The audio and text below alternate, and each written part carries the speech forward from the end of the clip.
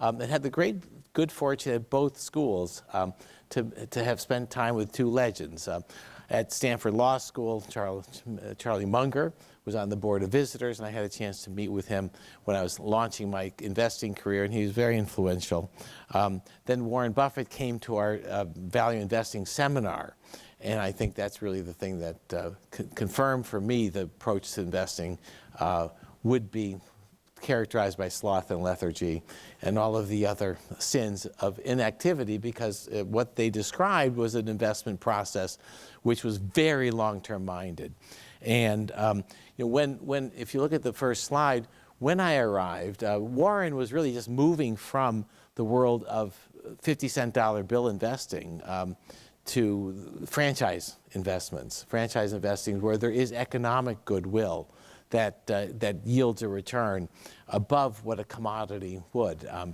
And so the 50-cent dollar bill approach that typified early value investors doesn't scale, and it's taxable.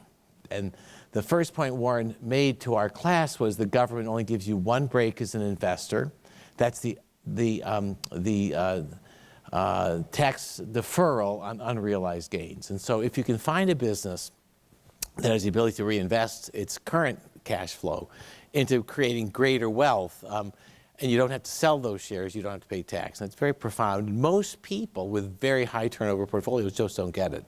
So that's the one thing. The second point is, though, if you're going to depend on that reinvestment, then the person who runs the business for you, the actual management, have to be trustworthy. They're your agents, managements, and if they don't represent your interests, then the process won't work. They must be owner-minded, and then the next thing you'll need, if you're going to buy and hold, you have to have a business that has a competitive moat, a business that will absorb reinvestment and return you for it. And so, for example, with Berkshire, he started out with a textile mill, and it absorbed a lot of capital, and it destroyed value along the way. And so what you're looking for is a business that has the capacity for reinvestment, and you really start, it has to have a durable competitive edge. And for me, for some people that edge is technology. I guess the assembled masses here would have a technology orientation. For me, it's consumer brands. Consumer brands have the great benefit of having the consumer believe there to be no adequate substitute. Once I was at a conference in the spirits industry, and I described why it was that I liked the spirits industry so well, and I said, it's because if somebody offered you a drink and they asked what you wanted, if you said a Jack Daniels, and they came back and said, no, we only have Jim Beam, the proper answer in the world that I inhabit is, no thank you. I would rather have water than what is not my brand. That brand loyalty is terrifically important.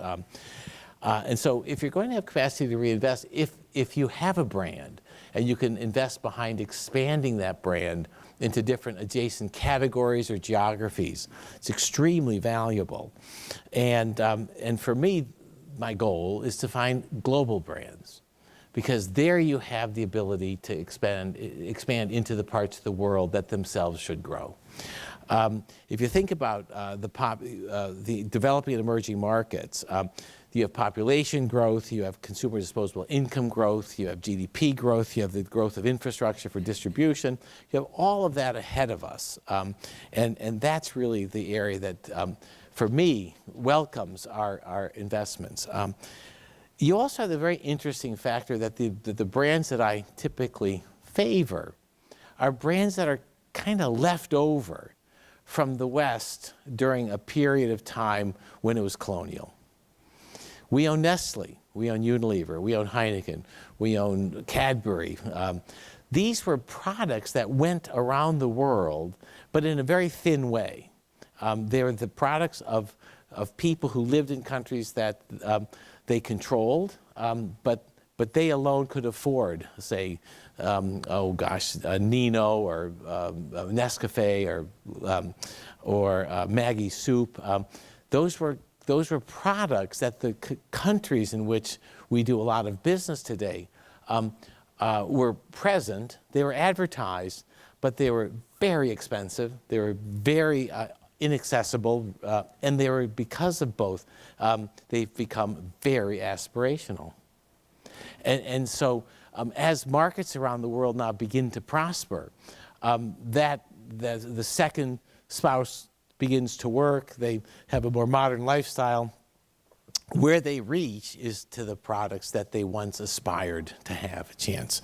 And we tend to then own businesses that have massive amounts of free cash flow from the mature Western markets where it cannot be deployed profitably.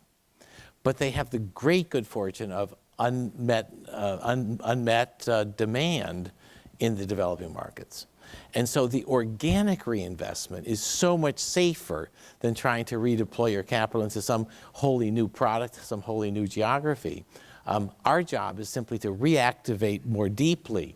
Now that requires, to do it right, you need multinational and multilingual management. And multicultural, I should say, multilingual and multicultural. Now, for example, if I ask this audience here, how many people speak more than one language? Okay. So this is Google. How many speak more than two? The hands keep going up. Over three. Okay. So it's an extraordinary capacity. At Kraft Foods, for example, they speak 0.9 languages. In Nestle's headquarters, the senior management will speak 4 or 5 languages. And the ability for that to help them move around the world is extremely valuable, as you all experience here, given your skills. Multicultural, a little more nuanced. For example, in an audience like this in the US, I can usually safely say, without any answers coming back to me, who's your favorite cricket player? I think in this audience, I must have a high percentage who could answer the question. Well, I mean, that's a big deal. 1.7 billion people will go to bed tonight thinking fond thoughts of just one thing, which is cricket. And as an American trying to travel the world, your effectiveness, it just doesn't have the same impact if you don't have those references and those talents. But few companies in the world take the reinvestment possibilities and invest the right amount. And that's really because of agency costs.